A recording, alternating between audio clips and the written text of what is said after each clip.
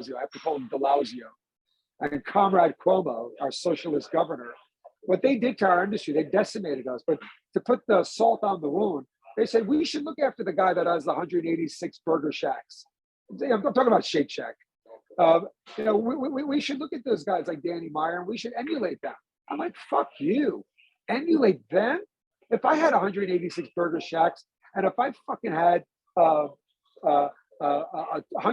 million of cash on hand with a $2 billion market cap, I would have opened every one of those burger shops and I would have let it be a cafeteria. You show a hospital ID, you eat free.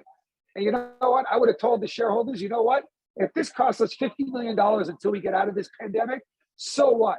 We're going to come out of this thing as like the brand of all brands. And they did. They did the absolute opposite. They received $10 million after they shut down, after they closed down. They totally abused the system. And then we've got these politicians that told us that we should copy these people. Fuck that. Wow. I love your energy. I love your whole spirit. Where do you feel like you gained that from? Your grandparents or your parents? Or my father was very much like me. And people that knew my father well said I'm a spitting image of the way he was. He was aggressive. He was a go-getter. He was an industry leader. He was head of the Restaurant Association in Queens and Nassau County, Long Island. He was always aggressive and always out there doing deals. And then my granduncle Paul was one of the first. He brought the first Greek restaurant into Manhattan in 1910. He was a go-getter, but my grandfather was not. But my father and my granduncle were very much like my DNA. Wow. What was the most hardest decision you ever had to make on your journey? It's a good question. I'm going to think about it for a second. To accept failure. You have to learn how to accept failure. If you want to be an entrepreneur, this is what I tell my daughter who just graduated at 23 years old. She graduated U Miami. She says, Dad, I don't know what I want to do. And I said, she's like, Mom's telling me I've got to get a job in my 20s. I got to know what I want to do and I got to retire in my 60s. So for me to retire in my 60s, I really got to get the ball rolling on learning what I want to do and getting a job. I said, no, Natalie, here's the new rule of thumb, because whoever gave you that rule of work in your 20s, make money, and retire in your 60s, that was written in 1900 when life expectancy was 60 years old.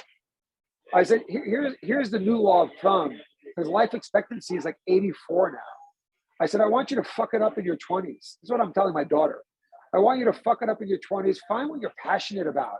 Try 10 different things. Maybe it's restaurants. Maybe it's real estate. Maybe it's marketing. Whatever it is, try it. And don't be afraid of failure. Embrace failure. And you know what you're going to do? Out of the 10 things, this is the time in your life where you got to be passionate about what you want to do for the next 40, 50 years.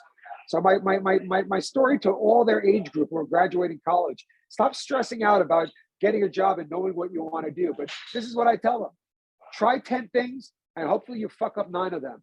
And you know what? You're going to find that one thing that you love, fix it in your 30s, start making money in your 40s, retire in your 80s. Because the ones that retire in their 60s and live to 90, they usually die broke. And that new rule of thumb doesn't work for today's society and today's statistics. People live past 80 now. Yeah, my grandfather just passed away around, I think he's 98, 99. So, my wife's grandparents are 99 and 100, and they got COVID twice. They beat COVID twice, and they go to work every day. Yeah. And a lot of studies show that when you do exercise your brain and the neutrons 100%. And electrons. Yeah, I know too many people that retired in their 60s and they died shortly after because of depression.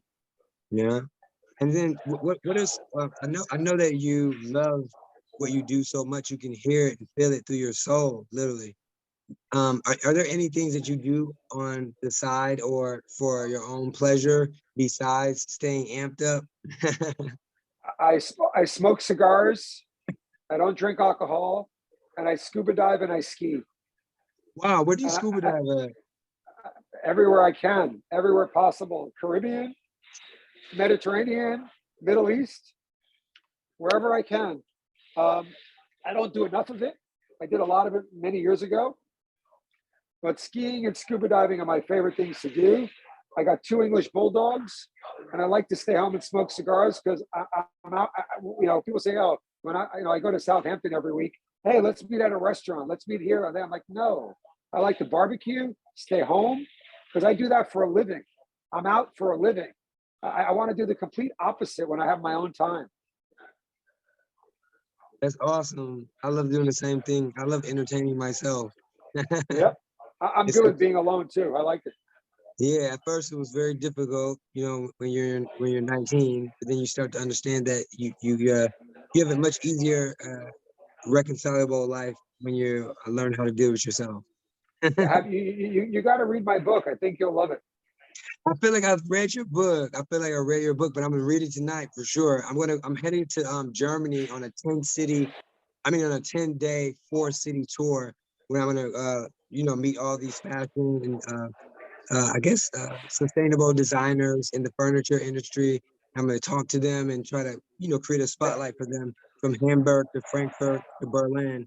So it's going to be a really yeah. great journey. And I was able to plan this trip alongside of the Ministry of Tourism of Germany. So I'm really excited about that. But I mean, I had to speak to you because I know I bumped into you when you said Patti LaBelle. I know I bumped into you somewhere because I love your energy and I love your food. And I remember at one of your restaurants somewhere in New York, you were in the basement, and I know Patti LaBelle was there. Philippe Chow. Yes, yes. Because Patti LaBelle had a young lady named Terry Dexter. That's her backup singer. That's my best friend from school, up Oh from wow. Detroit. Yeah, I Yeah, met Terry. yeah. Terry, light skin. So Terry has Yeah. that beautiful four octave voice. So I knew it. And I know one time I met Patty, she was so sweet. She was like, "Honey, you want something to eat?" And I was like, "I don't want anything to eat." But Yeah. So on the plane ride, be a disruptors on all bookstores. Get the audio or get the Kindle and uh, read it on the plane. I'm telling you, you're gonna love it. If you don't, just go to I'm definitely gonna get it. I'm definitely gonna get yeah, it. yeah, go to Amazon and check out the reviews. The reviews are off the charts. Well, I mean, I It can just it, tell. it just got Amazon right before it was released. It was Amazon's number one most anticipated business book. Wow, congratulations on that. So with all this amazing success, where do you see yourself in the next, I guess next week or two, the next 5 years? Like, where do you see yourself? I just continue to work. I don't like not working, and I see Mm. myself working till the end of time. It's not even about money anymore. I have enough. I have enough to survive a couple of generations. It's got nothing to do with money. It's all about creating something from nothing. And again, like you said, exercising your brain is the best exercise you can do for your soul and your body and your health. What other ways are you I guess trying to relax your brain or calm your nerves during this I pandemic? walk about 60 miles a week. Oh, I love you. I love walking. I love walking.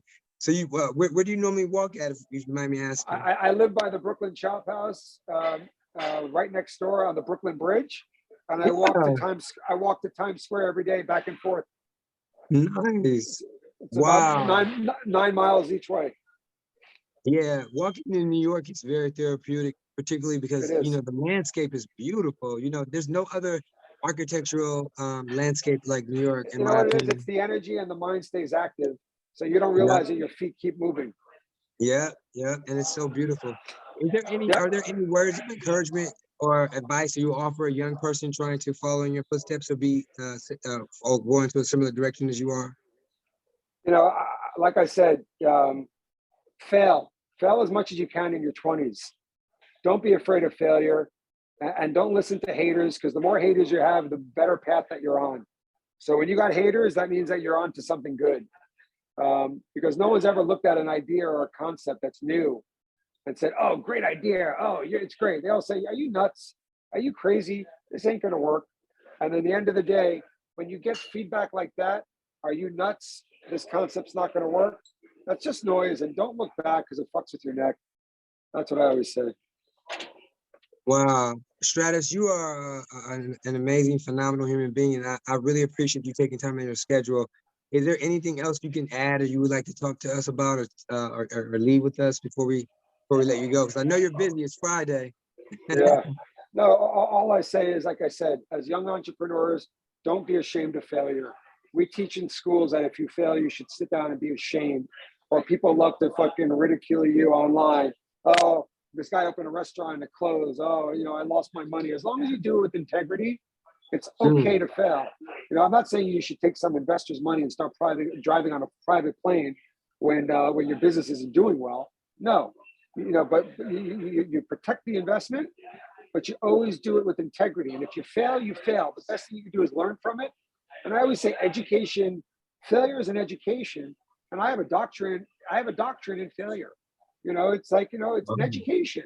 And if you're afraid to fail, then you shouldn't be an entrepreneur. But failure is Wow. nothing to be ashamed about. Never be ashamed of failure. Wow. Real fast, during your journey, have you noticed some similarities with all the establishments that you have built?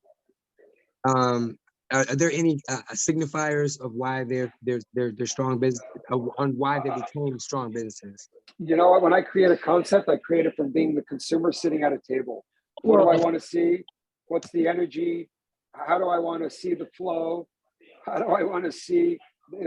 I create the concept sitting down at a table as a customer, and then I start designing the guest experience, which usually turns into vibe dining.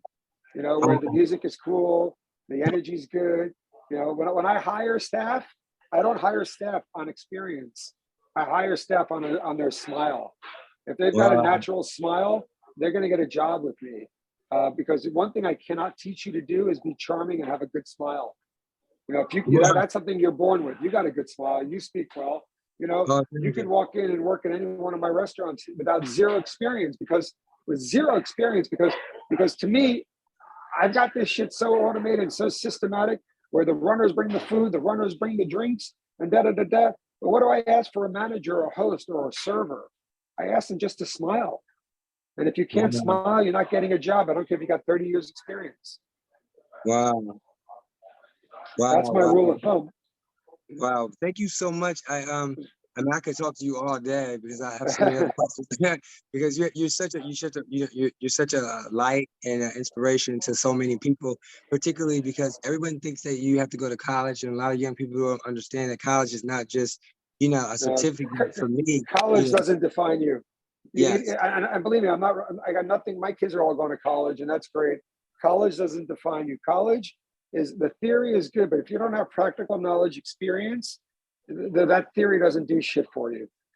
I have Wharton MBA types that work for me, and I barely graduated high school.